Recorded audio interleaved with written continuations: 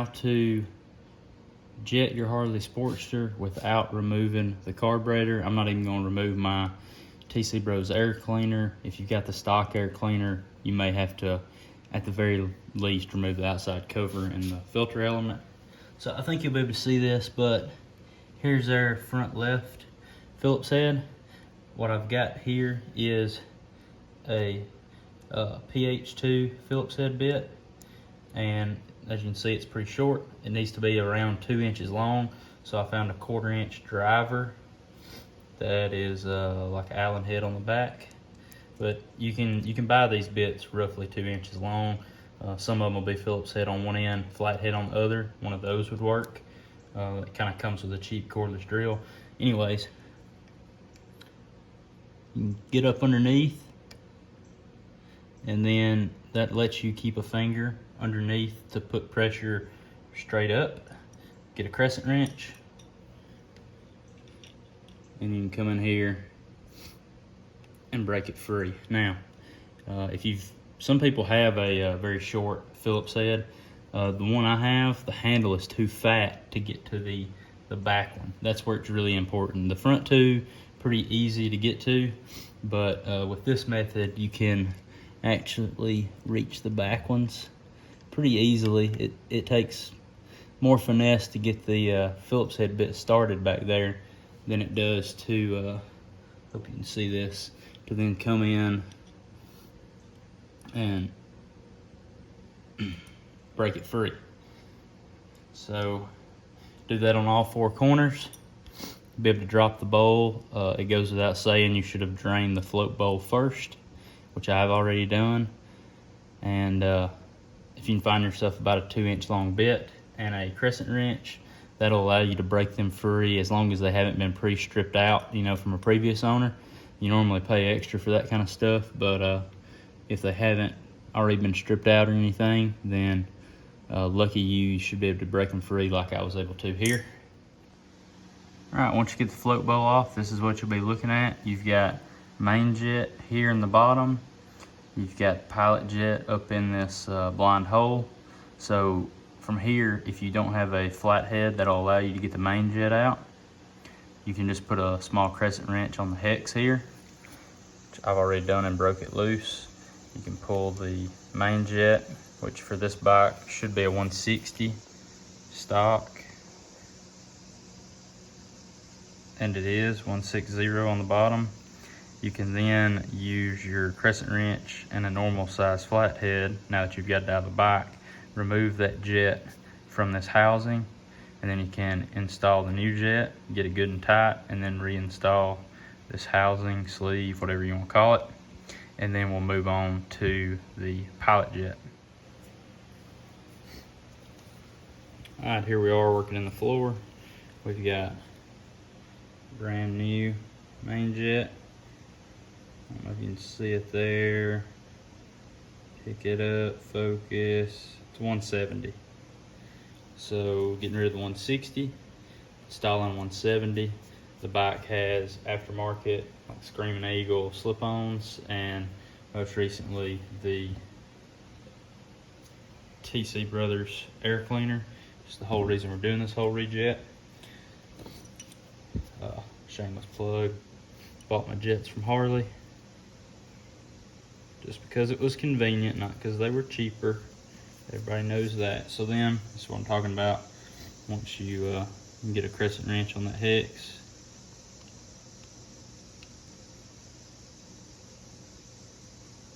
and get that new jet tightened up. Snug will do. Snug will do. No need to kill it. It's brass. So there we go. Now we can reinstall into the bottom of the carb the main jet. Not necessarily the main jet as much as the sleeve the main jet screws into, whatever you want to call that. I ain't got a clue. I'm not a doctor. That also brass into aluminum. Don't kill it, don't kill it. Honestly, about as tight as you could get the, with a flat head, is about as tight as you want to get it. You've got a crescent wrench on it. You can kind of accidentally bow up on it not a great idea. So that'll do, and then now we just got to try to get the pilot jet out. All right, and here's how we're gonna get the pilot jet out. I had to remove the main jet and the, again, whatever we're calling what the main jet threads into. I guess that's technically the needle jet. That's where the needle rests, down in that. So I guess we solved that problem. So I've got a, you can get these really cheap. It's flat head on one side, Phillips on the other. It's L shape. I couldn't get it deep enough with the needle jet, we'll call it, needle sleeve, whatever, in there with the pilot jet, or main jet, excuse me, in there. So remove that back out. I can get this in here. And then we can take out the idle jet. Let's see if this will work. Something like this, really small, flathead. If you don't have this crossover pipe, more power to you. This job will be a whole lot easier.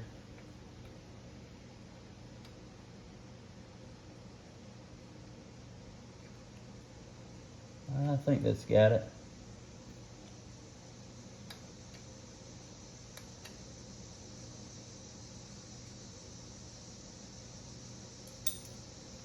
That's got it all right. Dropped it right on the ground, the engine. So, here is pilot jet. You definitely won't be able to see it on camera, but it is a stock size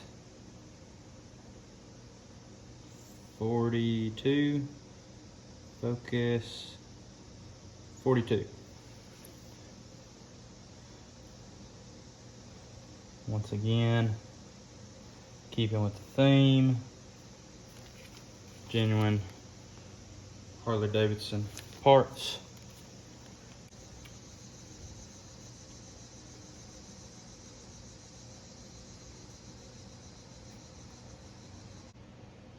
All right. Now that it's started, we can go back in with our 90-degree flathead, and there we go. That should be plenty tight. So tight I slipped out of my flathead. So again, it's brass into aluminum. You don't want to kill it. You just want to make sure it's not coming back out. That's good. That's good. So now, reinstall our main jet, needle, sleeve, whatever you want to call it, combo. If you know the term for that, let me know in the comments. The portion that the needle rides in that the main jet itself threads into, because I do not know.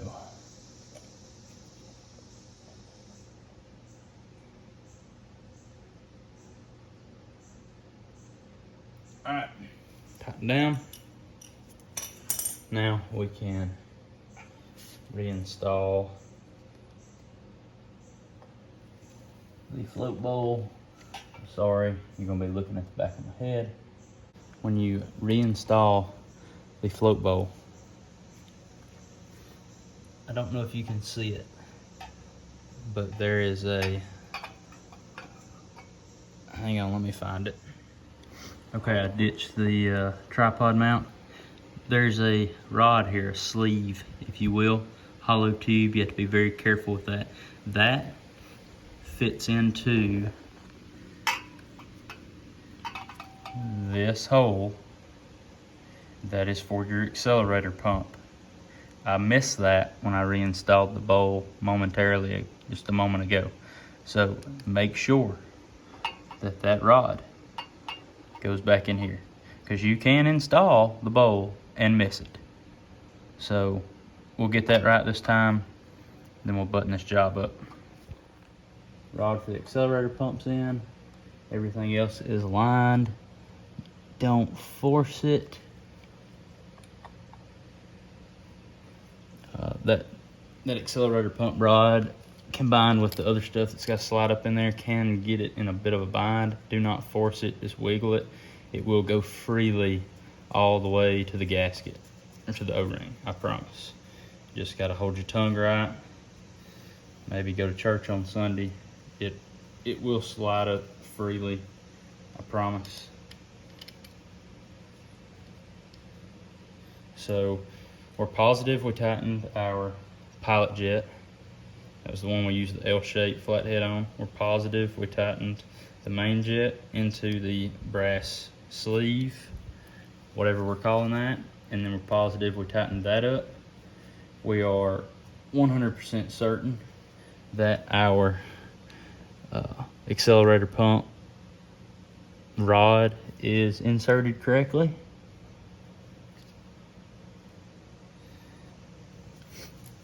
So now we will get the backside too.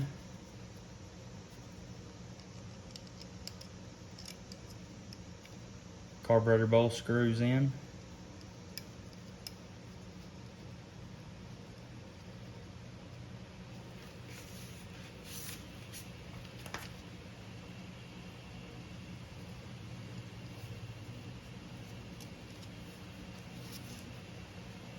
This one here being the tough one.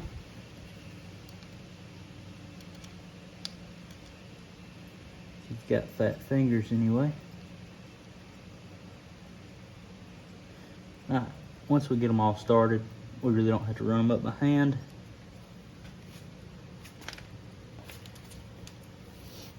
Take a long bit. I'm sure you can see this really well right now. Alright, that's got them all tight.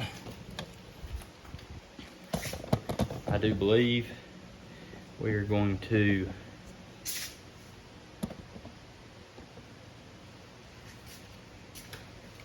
turn the fuel on, vacuum operated petcock.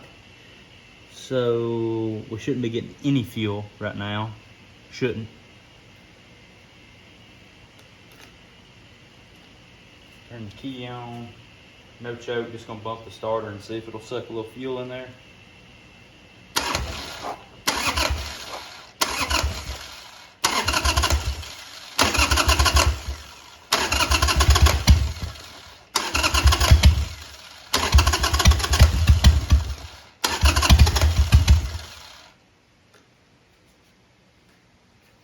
Come back and look for leaks.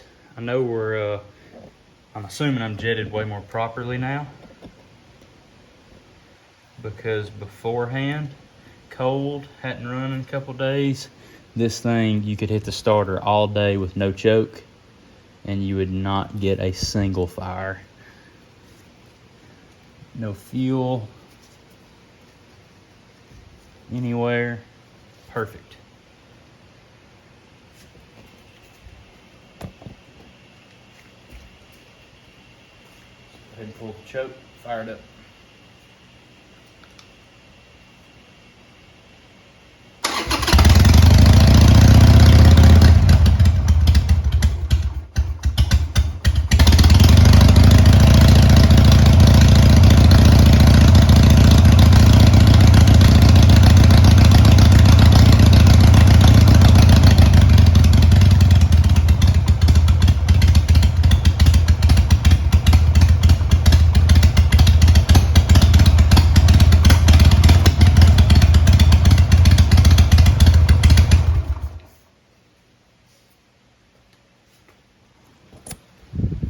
Okay, well, it runs. I feel like we're about where we need to be because, again, cold, hasn't been ran in a couple days. There's no way I could turn the choke off after it running for 10 seconds, and it definitely wouldn't try to fire without the choke on. It was just too lean. So I think that's got it. I'm sure you can tell behind me it's pouring down rain. So we'll do a test ride another day, and whatever day we do the test ride on, that day I will come back and we will tune the air fuel mixture screw to go with this jetting procedure. Separate video, and I'll probably throw the full face helmet on and get a little ride footage from that day as well to make that video worthwhile. So yeah, if you're a subscriber to the channel, we've got a 2003 100th anniversary 883 Sportster to play with. I may go into more detail when I do the actual ride on this bike and we do our carb tuning, what I've done to it, and also how I've ended up with my second ever 883 Sportster. I've never owned the same bike twice my entire life. This is the first time that's happened in the form of 883 Sportster. I've had an 08 before, so I've never owned any other bike twice. So yeah, V-Star 250's gone, and this bike is the next bike. I would say it's a project bike because I'm doing a lot of work to it. So it's kind of a project, but I don't think I'm gonna get rid of this, not for a little while. So anyway, I'm rambling. Peace.